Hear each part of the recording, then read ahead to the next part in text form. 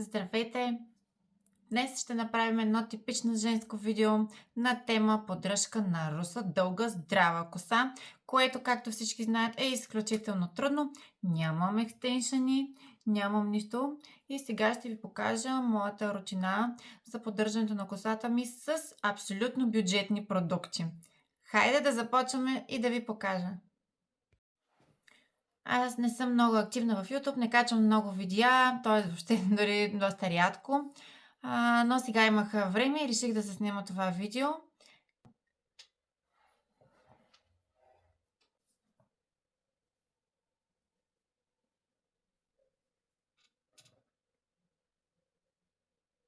Както виждате, в момента съм с прясно измита коса. Днес ще ви покажа всички продукти, които са бюджетни, които аз ползвам и в какъв ред си ги нанасям на косата. Значи след измиване, с първото, с което започвам, е хининова вода. Това го слагам само когато си измия косата и нанасям в корените. Тук съм си прехвърлила в едно шишенце за по-лесно нанасяне. Правя няколко впръсквания в корените на косата и след това леко ги втривам, ето по този начин. Следващият продукт, който нанасям, докато ми е мокра косата, преди да я разчеша, за да не се дърпа, да не се опъва, да не се къса, въпреки че съм слагала балсам в банята и маска, които ще ви покажа после. Ще ви покажа моят любим шампуан, който ползвам от няколко месеца и различни видове балсами, които в момента имам вкъщи и които ползвам. Разчествам се винаги с Tangle Teezer четките, защото те изобщо не скубят, разчесват косата много добре и най-важното, не я накъсват, което е изключително важно. Ето, дори без да съм слагала нищо на косата в момента, косата се разресва лесно. Следващия продукт, който слагам, това е на Garnier Fructis. Този SOS Damage Eraser, значи съдържа 7% кератин и го дават за 10 неща, които предпазвам в косата. Аз лично го слагам, защото много добре ми се разресва косата и я прави много мекичка. Тук има едно старо, сега по-много ще го довърши.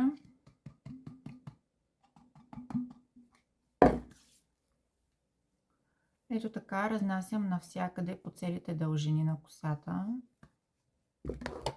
Слагам в корена чак не, но слагам от началото на косата.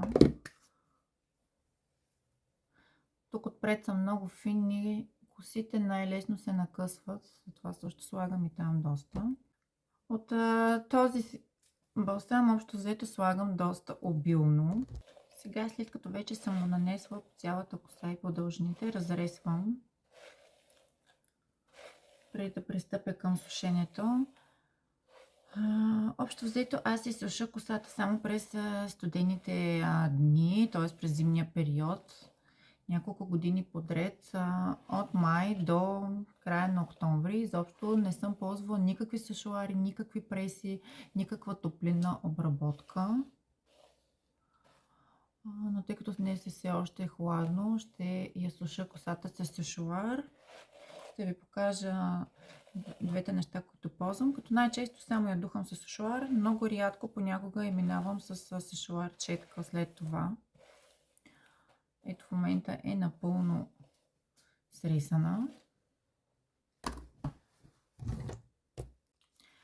Преди да започна да се суша, сега ще нанеса ето този термозащитен спрей на Stylus, който съдържа кератин и го дава до 230 градуса защита от топлина. Малко по-късно във видеото ще направим един тест заедно. Ще ви покажа нещо, което гледах в едно видео. Едно момиче го направи. Аз също реших да го направя, да направя тест на продуктите, които имам вкъщи и на които пише, че имат топлинна защита. Исках да бъда сигурна наистина кое действа и кое не. Това вече съм го тествала, че наистина има такава защита. Сега напръсквам по косата. Напръсквам краищата, като те са най-чувствителни на изгаряне, нали, на цъфтеж. Много мразя цъфтеж по косата. Това е едно от нещата, които най-много не харесвам. Така че много наблягам на краищата, за да са здрави и да не цъфтят. Защото ако краищата цъфтят или се повредят, то трябва при всички положения косата да се пострижи, съответно губим дължина и няма как да постигнем дълга коса. Така, сега пристъпваме към сушенето. Използвам ето този сешоар на Philips, който е 2100 вата и казват, че разпръсква струята топло със студена, така че да не е прекалено горещо, за да не изгаря косата. Ползвам го от няколко месеца и ми се отразява добре. Всъщност, но както ви казах, това е само през зимата. Хайде сега започваме да сушим косата.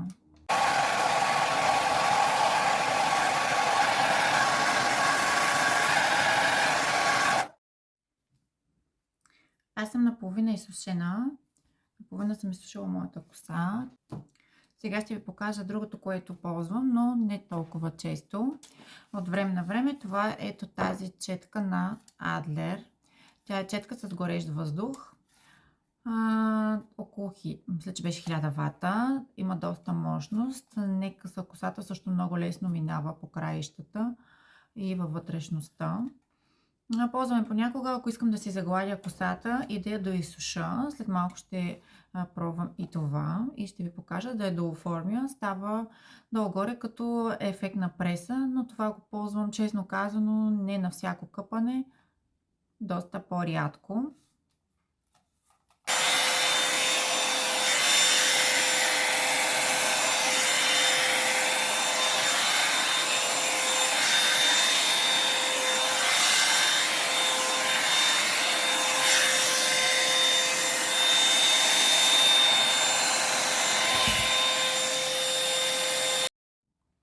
Сега ще ви покажа още няколко мои любими продукта, които използвам и ще направим експеримента, за който ви споменах по-рано.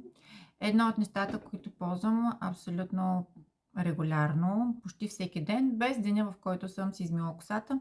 Средно си къпя косата на всеки 4 дена, защото на 4 дена моята коса не се омазнява, по-скоро краищата стават сухи, затова гледам да е до 4-тия ден да я измия.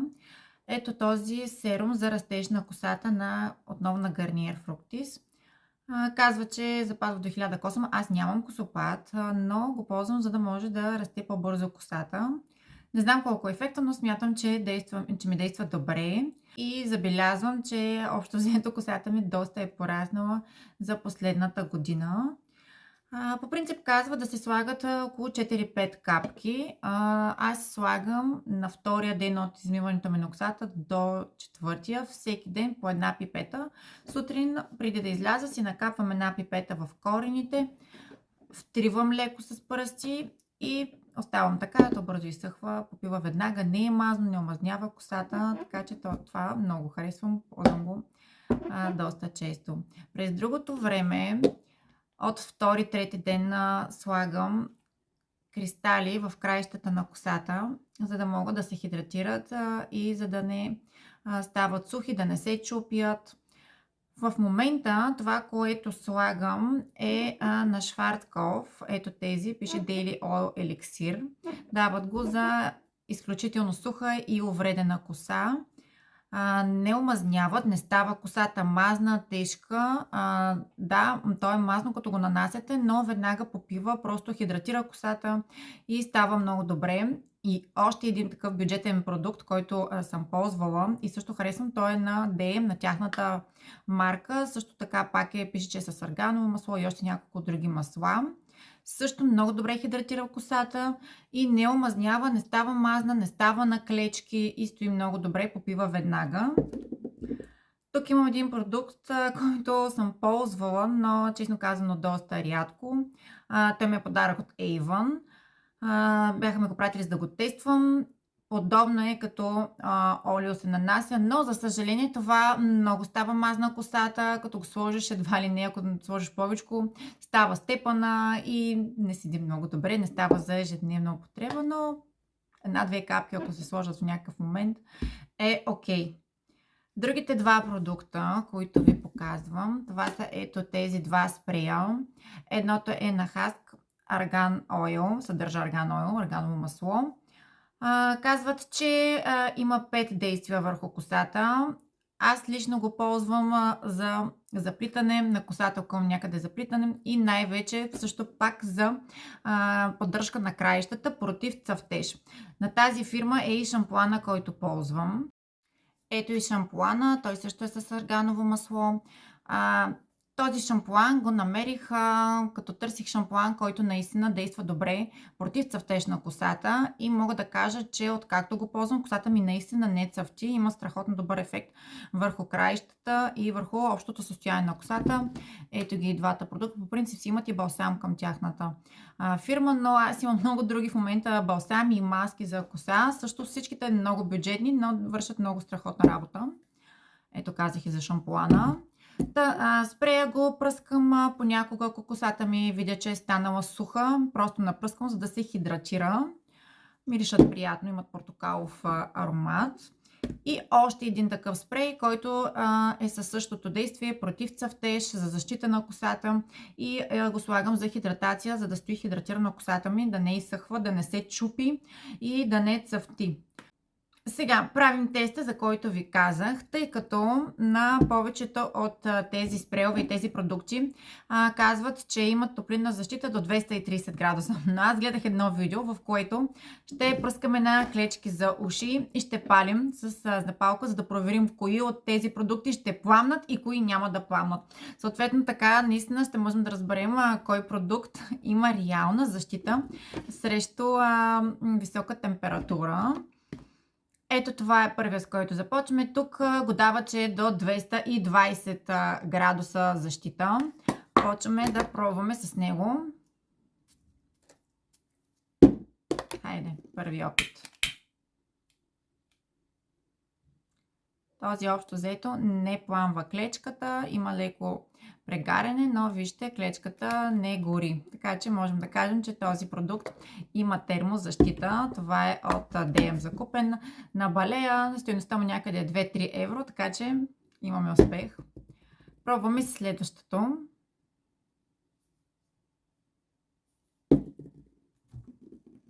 Пробваме с този на Гарние.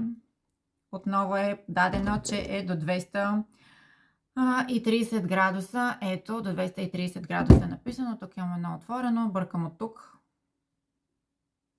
Правим ето така. И пробваме сега с този.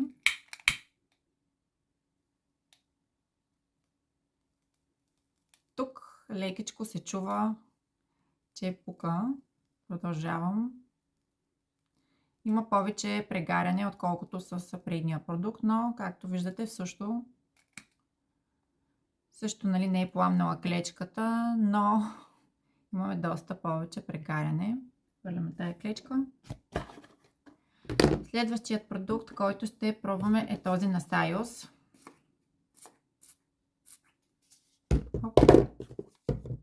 Хайде да тестваме и него.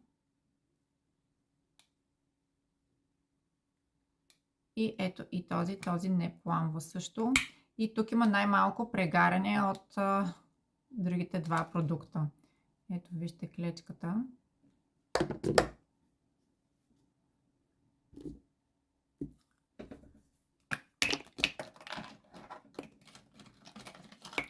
Пробваме и този спрей на Хаск. Също пише, че има топлинна защита. Не е упоменато до колко градуса, но хайде да пробваме.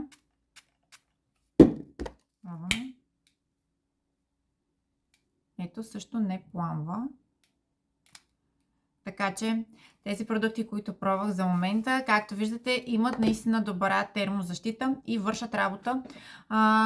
Аз в случая само с шуар, нали, си изсушавам косата, но предполагам, че ще подпомагат и при справянето с преса, което аз по принцип не харесвам и не одобрявам, защото там косата буквално се стапя. Сега ще ви покажа и балсамите, които в момента имам вкъщи, които ползвам, и няколко маски. Също от тях са много бюджетни. Единият от балсамите, всъщност който днес ползвах, е ето това на същата фирма, на Балея, закупен от DM, Plex Care. Дават го за третирана и увредена коса. Честно казано, доста добре ми разресва косата. Хидратира я много добре, още с нанасенето. Мога спокойно да прекарам пръсти без да се скубя, така че днеска бях с това. Хубаво действие има. Другото, което много харесвам, е една българска маска за коса. Според мен много качествена. Това е маска за коса с биоарган и кокосово масло. Ето я на фирмата Дева. Тази маска ми прави изключително гладка и коприна на косата. В момента не съм я ползвала, защото имам няколко други отворени продукта, но това съм го ползвала в продължение на няколко месеца. Вместо балсам, просто я нанасям, изчаквам 1-2 минути и измивам. Косата ми става изключително гладка и изключително свежа, така че тази маска я препоръчвам с две ръце, като цената й е около нещо от сорта на 3 евро. Също много добре действа. Имам други два продукта в момента. Едното е шампуан, който... това е всъщност балсам, който го спечелих от Lidl на тяхната си фирма Sien. Отново съдържа арганово масло. Малко по-гъст е, но също хидратира добре косата, става за разресване и върши работа за банята. Цената му е от порядъка на 2 евро. И има една маска за коса, в момента още тук. Тя е отново от DM на Балея. Пише, че Oil Repair Intensive, пак съдържа масла за хидратация на косата. Има кератин и 3 вида масла. Тук пише на немски, не са описани точно кои са. Ползвал съм и балсама от същата серия. Те са без силикони и доста добре се отразява. Честно казано, балсама от същата серия е по-добър, защото е една идея по-мазен, по-лесно се разнася, малко по-течене и хидратира повече косата и по-лесно става разресването. Маската е малко по-плътна, малко по-твърда и остава едно такова по-плътно мазно усещане по косата, въпреки като я миеш. Така че не е сред най-любимите ми продукти, но все още имам от нея. Върши някаква работа, но не е след любимите. Ето тук отдолу описано. Така, да. Също я дават за коса против накъсване. И така, троен комплекс от масла.